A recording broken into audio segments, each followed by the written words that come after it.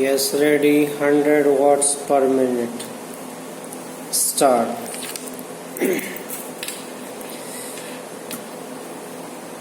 कल मैं वित्त मंत्री जी को बता रहा था कि आप एक तरफ से नए नए कर लगाकर खजाने को भरने की कोशिश कर रहे हैं और दूसरी तरफ आपके विभाग उस खजाने में छेद कर रुपया निकाल रहे हैं। इस तरफ उनका ध्यान जाना चाहिए। मैंने इस संबंध में एक उदाहरण दिया था कि एक लंबी चौड़ी सड़क पर एक ही तरह का काम होने वाला था। एक ठेकेदार ने 4 लाख रुपए प्रति मील और दूसरे ठेकेदार ने 10 लाख रुपए प्रति मील के हिसाब से रुपया मांगा। जब मंत्री महोदय के सामने यह चीज लाई गई तो इस बात की जांच हुई जिसमें कुछ करोड़ रुपयों की बचत हुई। अगर सब मामलों की जांच हो जाती तो कई करोड़ रुपयों की बचत हो सकती थी। जैसा कल मैंने वित्त मंत्री जी से कहा, उन्होंने 2 करोड़ रुपए की छूट टैक्सों में देकर हम पर एहसान लाद दिया।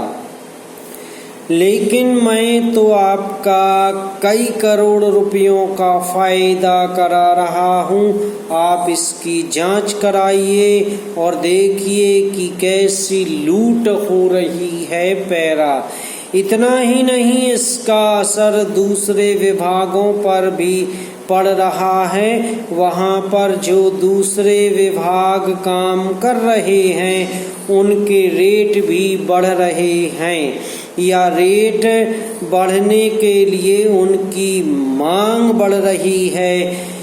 जब वही काम एक जगह अधिक लागत में होगा तो दूसरी जगह वही काम कम लागत में नहीं हो सकता। इसलिए या तो वह चोरी करेगा या रेट बढ़वाएगा।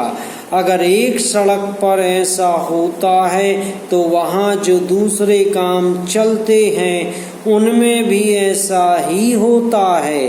ठेकेदार आपके विभागों के साथ मिलकर रेट बढ़ाते हैं। मैं भ्रष्टाचार की बात नहीं कहता हूँ, उसको ना आप बंद कर सकते हैं और ना मैं बंद कर सकता हूँ और ना लोग बंद कराना चाहते हैं। लेकिन इस तरह से जो खजाने से रुपया निकाला जा रहा है यह बंद होना चाहिए। मैं सदन की मेज पर एक कागज रख रहा हूँ जिसमें रेट के साथ इसका पूरा विवरण है। पैरा अध्यक्ष महोदय, मैं कल कह रहा था कि वित्त मंत्री जी ने जिस संदर्भ में यह बजट पेश किया है और जिन परिस्थितियों की पृष्ठभूमि में वित्त मंत्री का भार संभाला है, उस दृष्टिकोण से यदि इस बजट को देखें तो हम इस नतीजे पर पहुंचेंगे कि वित्त मंत्री जी ने निश्चित तौर पर ऐसा काम किया है जिसके लिए वे धन्यवाद के पात्र हैं। उन्होंने देश की अर्थव्यवस्था को सुधारने के काम को लेकर उसमें सफलता प्राप्त करके देश की बिगड़ती हुई आर्थिक दशा को सुधारा। पिछले वर्ष देश का उत्पादन बढ़ा है, उद्योगों में सुधार हुआ है, कीमतों में सुधार आया है, हमारा आयात कम हुआ है और निर्यात बढ़ा है। इस तरह से देश में एक नई आशा और विश्वास पैदा हुआ है। इस वर्ष के बजट द्वारा भी उन्होंने पिछले साल के कार्यक्रम को जारी रखने की कोशिश करने का प्रयास किया है। मुझे इसमें कोई संदेह नहीं है कि इसमें भी उनको सफलता मिलेगी।